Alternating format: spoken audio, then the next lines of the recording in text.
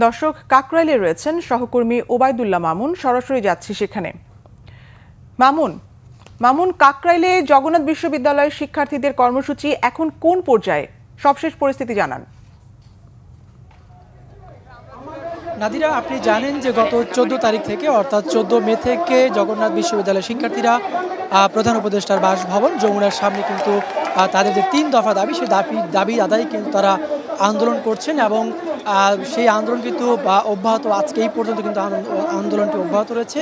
কিছুক্ষণ আগে বিশ্ববিদ্যালয় মঞ্জুরি কমিশনের চেয়ারম্যান এস.এম. ফয়েজ উনি গণমাধ্যমে কথা বলেছেন শিক্ষার্থীদের অনশন ভাঙানোর আগে।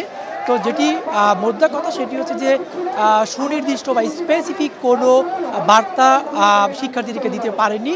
যেই আবাসন সংকট নিরসনের জন্যই কিন্তু জগন্নাথ বিশ্ববিদ্যালয়ের শিক্ষার্থীরা গত 3 দিন ধরে আন্দোলন করছেন। বিশ্ববিদ্যালয়ের উপাচার্য এবং বিশ্ববিদ্যালয় মঞ্জুরি কমিশনের চেয়ারম্যান কিছুক্ষণ আগে কথা বলেছেন। তাদের বক্তব্যে কিন্তু এই বিষয়ে সুনির্দিষ্ট কোনো বক্তব্য নেই। তবে বিশ্ববিদ্যালয়ের উপাচার্য যেটি বলেছেন সেটি হচ্ছে যে আপকামিং যে বাজেট রয়েছে সেই বাজেট বাড়ানো হবে, কিন্তু বাজেট কী পরিমাণ বাড়ানো হবে সে বিষয়ে কোনো বার্তা দেয়নি এবং এগুলি কিন্তু স্পষ্ট করেনি।